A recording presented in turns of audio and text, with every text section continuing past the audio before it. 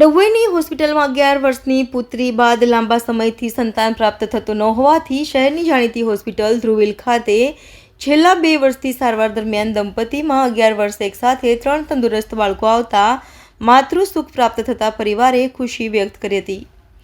11 વર્ષના લાંબા સમય બાદ એકસાથે 2 દીકરા અને દીકરીનો જન્મ થતાં પરિવારમાં ખુશીની લહેર વ્યાપી હતી।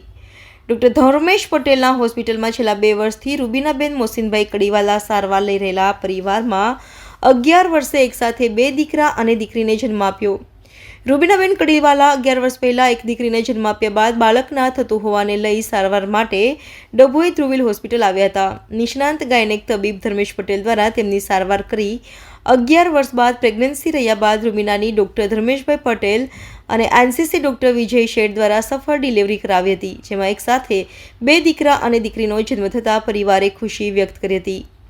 સાથે તબીબ અને હોસ્પિટલ સ્ટાફનો આભાર વ્યક્ત કર્યો હતો। લગ્ન જીવનમાં સંતાન પ્રાપ્તિ એ દંપતી માટે સફળ લગ્ન જીવન મનાય છે અને આપણા સમાજમાં સંતાન વિનાના દંપતીની માનસિક સ્થિતિ દયનીય બને છે। એમાંય માતા બનવું દરેક સ્ત્રીની ઈચ્છા હોય છે। સંતાન ન હોવાને કારણે કેટલીક વાર લગ્ન જીવનમાં દરાર પણ આવે છે, જેમાં કેટલીક વખત કોઈ શારીરિક ખામીને કારણે માતા બનવામાં અનેક મુશ્કેલીઓ આવતી હોય છે।